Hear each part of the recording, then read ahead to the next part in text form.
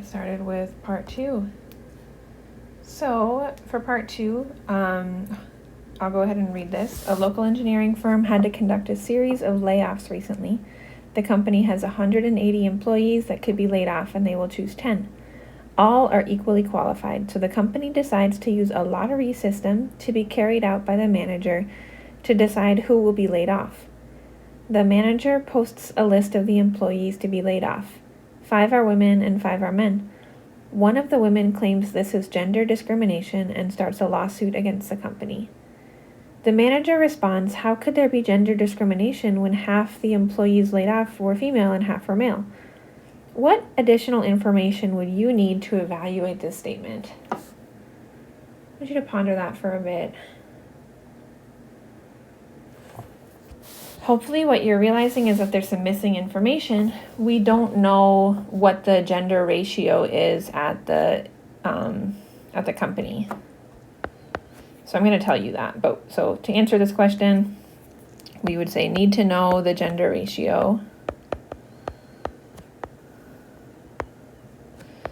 And what I'm going to tell you here, we're going to need this for the next problem, is that there are 60 women who work there and 120 men. So 1/3 of the company is women, 2/3 are men. All right, so for question 2, I'm asking you to try to come up with a simulation we can use to investigate this claim. So I want to give you a minute here. You could think about a hat, using a hat, names in a hat, a spinner, dice, random number generator, lots of different options here. Basically, you want to set something up where you're going to be able to randomly choose 10, and that 60 of, or like 1/3 of whatever you're looking at represents the female employees and 2/3 represent males. So like for just one example, you could talk about a spinner where 1/3 of the spinner is female, 2/3 is male, and then you would spin it 10 times for one trial. So that's just one example. You could use dice, random number generator, put names in a hat, all good. All right, so I'm asking you to perform one repetition of your simulation. If you're using a spinner, you can use that same link that was in part 1, which hopefully works better for you on your computers than it did for me on my tablet. Or use dice. There's online dice you can use, however you want to set that up. And then I want you to tell me what's the proportion of females in your sample. Female employees. I don't like using females as a noun. All right. For the next part, we're going to pretend we made a nice graph of everyone's. It might look something like this. I just did the simulation 30 times just to show what it would look like. So based off of this, I keep seeing this, females as a noun. I don't know, this bothers me. What percentage of the dots represent half or more female employees being laid off?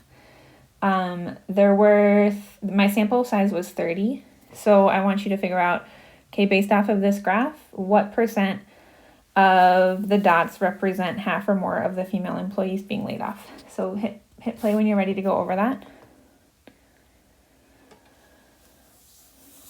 All right, so I'm looking at everything, including the 0.5 and off to the right. So let's see, I've got 1, 2, 3, 4, 5, 6, 7, and I told you it was out of 30. I hope that's right. Actually, I don't totally remember. I think it's out of 30. We can go with that.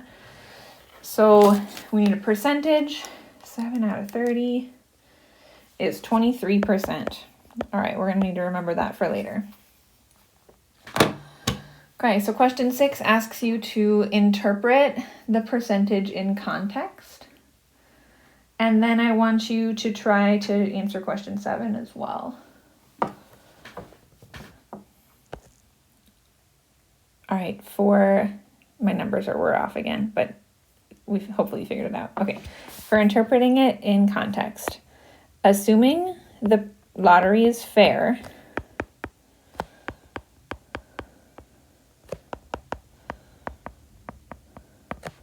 there is a 23% chance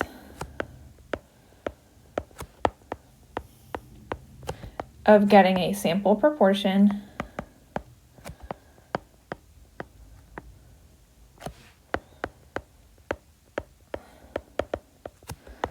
of female employees of 0.5 or more by chance. So this might look a little familiar to something I gave you in part 1. We'll put this in our notes in a bit. But so basically the parts are that we are assuming that the lottery is fair. Then we calculated the probability of a certain result. And then we have to say by chance. All right, so for the last question here, do we have convincing evidence of gender discrimination? No, not in this case. Because 27% is greater than 5%, we do not have convincing evidence of gender discrimination. 27% in stats is a pretty large probability. So that just means that it could have just happened by chance. There's not necessarily maybe there is gender discrimination. We just don't have the evidence for it based off of this situation.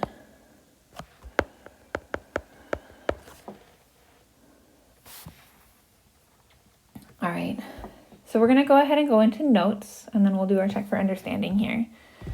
So there are a lot of notes today for this lesson. The first thing I want to talk about is hypotheses.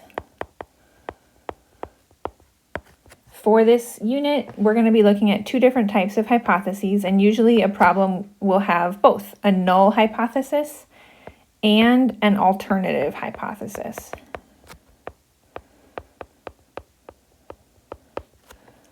The null hypothesis is basically where, how to describe this? We are taking a claim at face value.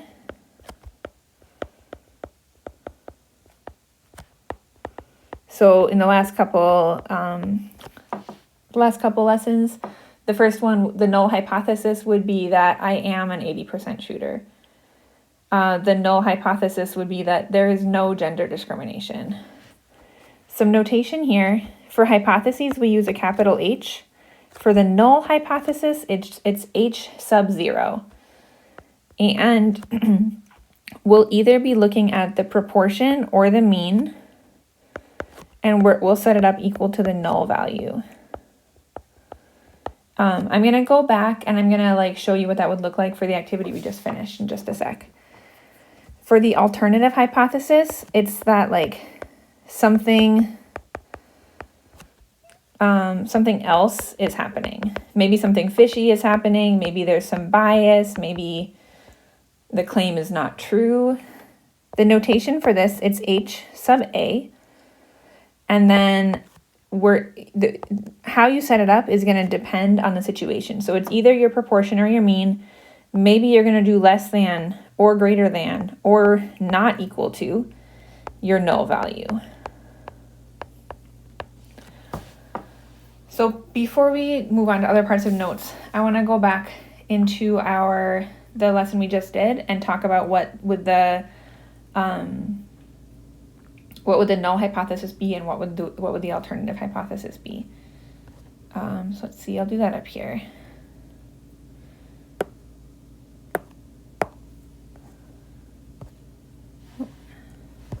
Okay, so the null hypothesis here, H sub 0, would be that the lottery is actually fair.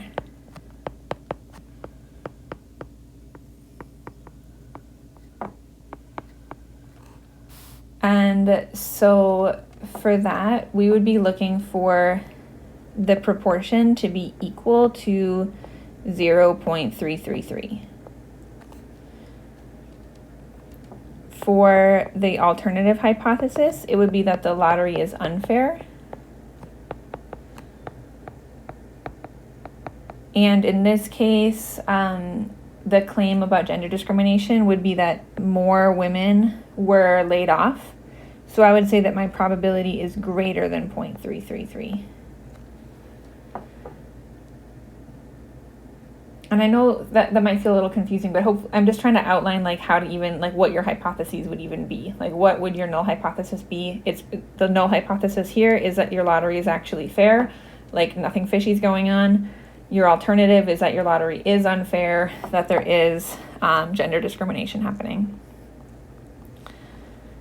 And that's a concept we'll keep building. I'm not expecting you to like fully have all of your hypothesis stuff down.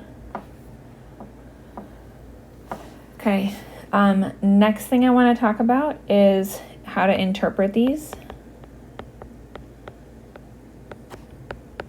How to interpret something called a p-value. The p-value in this problem was 27%, just so you know what I'm even talking about. It's like after we do our simulation, what percent would be as extreme or more. Okay. So assuming your null hypothesis is true, there is and then here you would put your p-value, probability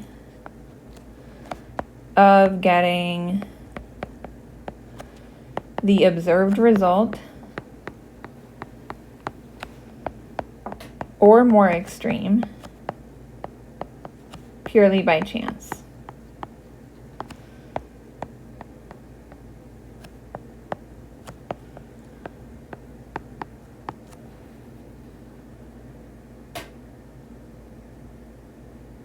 All right, and then the last thing I want to talk about is how to conclude. I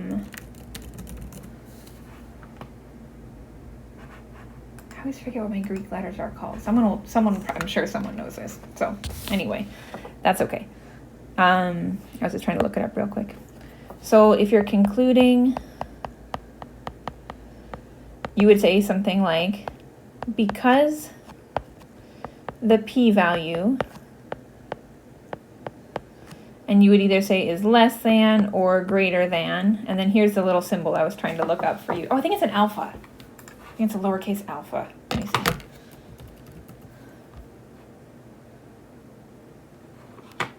Yes, okay, great. That was just gonna bother me. Okay, so because the p-value is less than or greater than alpha, we do or do not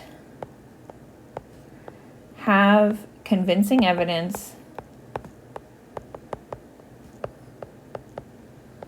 for the alternative hypothesis. And then one last piece here, which I don't totally have space for, I'll move it up here.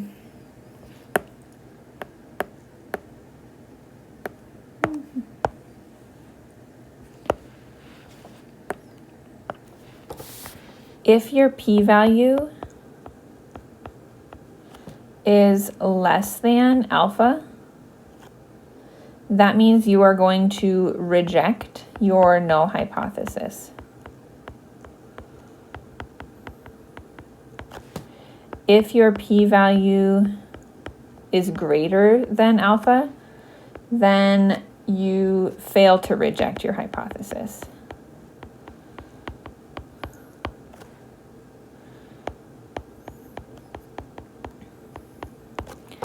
Alpha is usually going to be 5%.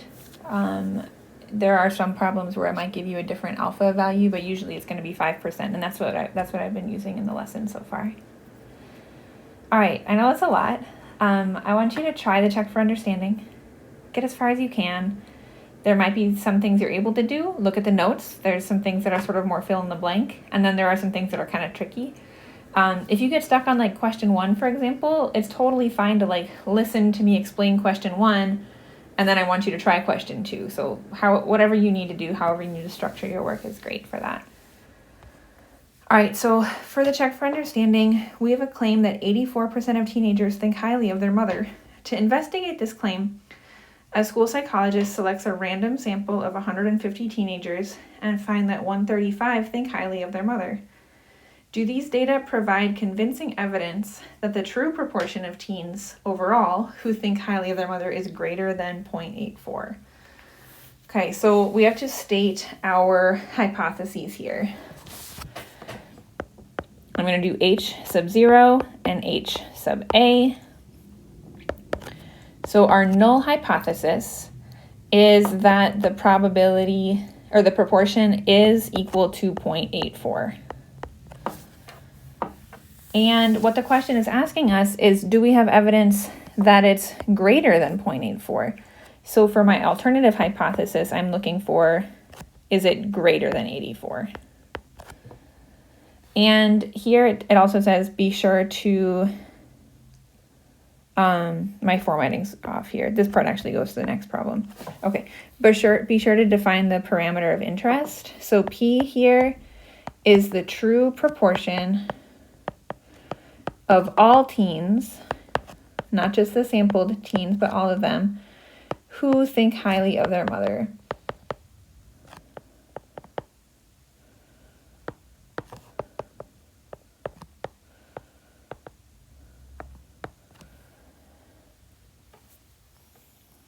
All right, for question 2, explain what it would mean for the null hypothesis to be true. So my null hypothesis is this one, and it's telling me that P is equal to 0.84. So if that's true, that's going to tell us that 84% of all teens think highly of their mother. And there's something I want to add to this. The sample proportion, which was 0.9, that was 135 out of 150, happened just by chance.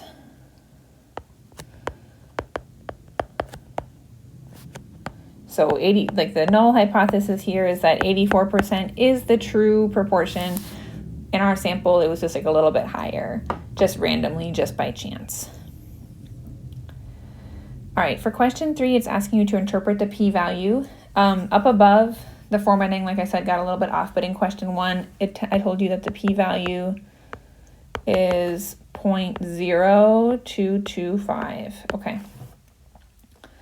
So interpreting our p-value, and this is pretty much a fill in the blank from our notes. So if you want to try it now that you know that, go ahead and pause, give it a shot. I'm going to go ahead and fill this out. So assuming H sub 0, the null hypothesis, is true, and I'm just going to write out what that is, that P is equal to 0.84. There is a 0.0225 probability of getting a sample proportion of what we had, one of our observed result, 135 out of 150, which was 0.9, purely by chance.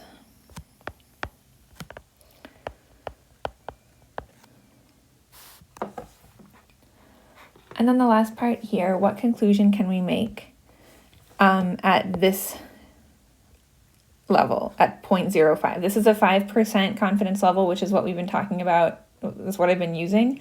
But now you see the notation. So I can say, and this is based off of the last part of the notes I gave you, because 0.0225 is less than 0.05, and if you want to think about this in terms of percents, 2.25% is less than 5%. That works too. We do have convincing evidence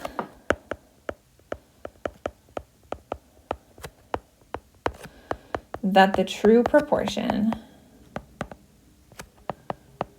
of teens